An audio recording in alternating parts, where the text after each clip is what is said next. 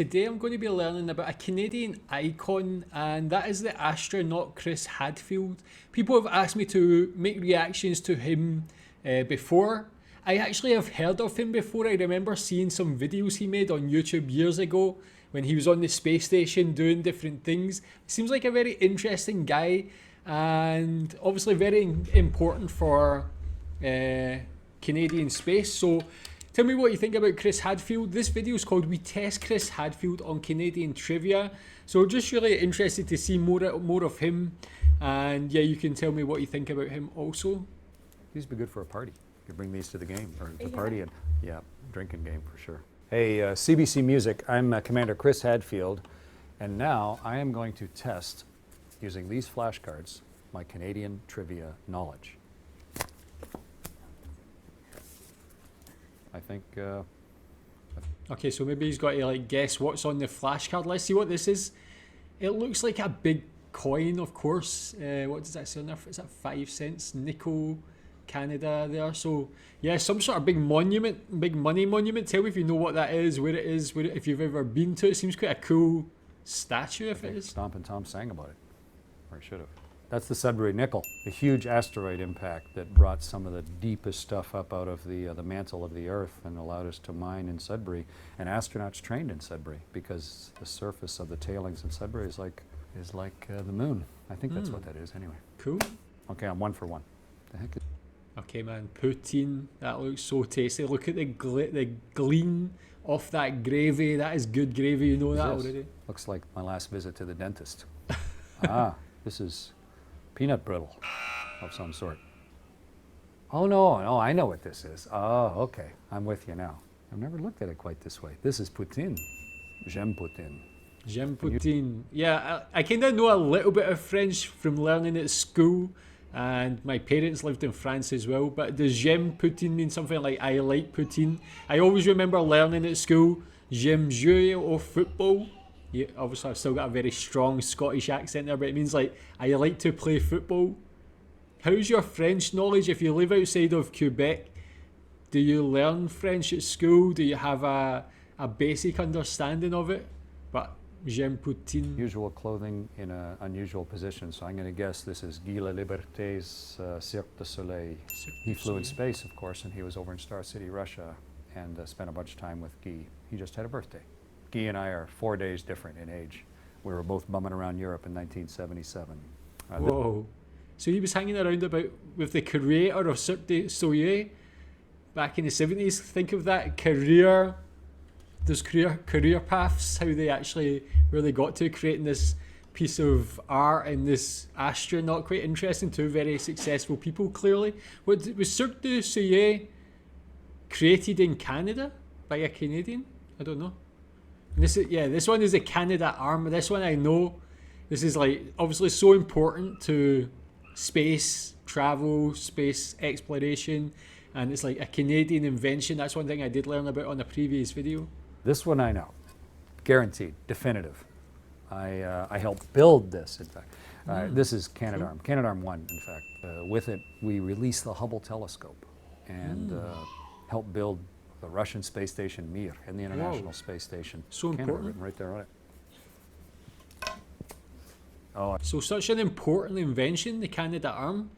Good to get a little bit more information about it. Tell me what you know about it. Tell me how important it is as an invention to Canadian culture. Like such an important one there. Building. I never knew he had like impact on its actual being built as well. So like even more important. As a man, rather than just being an astronaut, but also being an astronaut and having this invention be part of his CV as well. Pretty cool. This one, I have no idea. Could be in. I've been watching some videos on Saskatchewan recently, and there's some like areas that look quite like this. The Badlands, I think I can't remember. Is it Badlands or Darklands or something like that? I think they called them, but interesting place. This looks like a rock in a place where the tides are high. Highest tides in the world, of course, are on the east coast, Bay of Fundy, because the moon pulls on the world and it causes the water to bulge back and forth. And just like when you tip water across a tub, if you get just the right frequency, the water starts going super high because it gets into a harmonic. And in the Bay of Fundy, the harmonic with the moon is just right, so the tides are huge. Oh, I'm wrong, aren't I? This is the Badlands of, this may be Alberta. That tortured Alberta, I was landscape. so close. Same sort of thing, only a billion years later. No way, I can't believe I was actually so close to that. I watched this video, it was like places to visit in Saskatchewan, and one of them was like this drone shot. It looked like Mars, or I think I said Africa it looked like. And I was like completely blown away that not only was it in Canada, but it was in Saskatchewan, a place I knew very little about until a couple of weeks ago. But seeing like rock formations like that was very interesting. I think it's a sort of landscape that not a lot of people associate with Canada, but it was a really beautiful and interesting place. But Alberta, I never knew Alberta also had areas like that as well. Tell me if you've visited them before. Oh, okay, this is a picture of me and my mustache. This is from my third space flight, wearing an incredibly uncomfortable suit of clothing.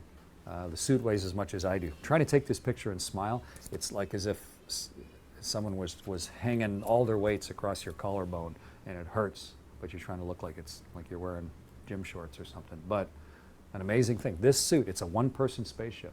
This looks to me like the view that the Maid of the Mist gets. Niagara, Canada.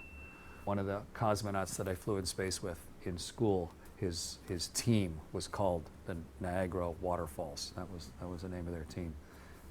An amazing wonder of the world, and you could see that plume, that white plume, from space. Whoa, cool. Yeah, good Canadian. One thing I was going to say about Chris is, I don't know what he's doing now, but he seems like he would be like a great professor or a great teacher.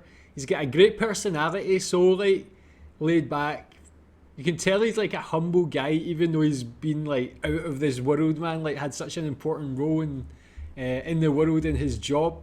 But he seems like such a cool guy, and the way he was explaining how the water moves on the Earth, like very interesting and like really keeps your attention. Like I don't know if he does anything like that. Beaver tails, man, these are like one thing I need to try if I ever come to Canada. In trivia here. That's my sort of thing. Up until now, I don't know exactly what this is. Looks good. These are beaver tails? Yeah, I've always had them, I think, just dusted with sugar. So it looks like I'm missing out on something here.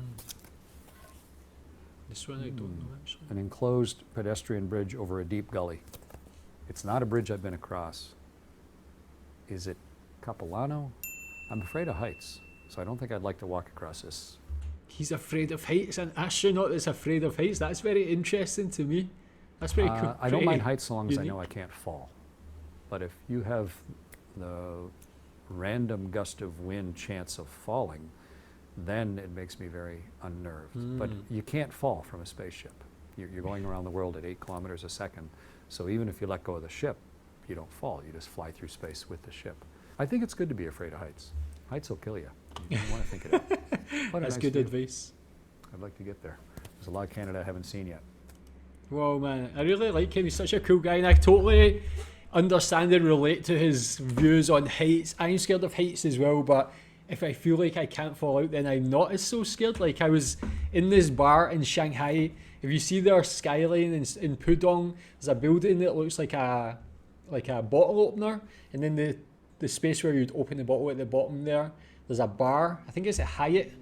We used to go in there for drinks, and it's really like being on the top of the world. I was not scared. I used to enjoy going in there. It was a beautiful view across the whole of Shanghai, especially when it was cloudy. You were pretty much above the clouds sometimes. And yeah, I never felt scared, but if I was on that bridge, my legs wouldn't work. I'll be super scared. So, but Chris Hadfield seems like a great guy, very nice personality, and obviously such an important person in Canadian culture. Tell me what you think about him, and recommend more videos for him. Thanks.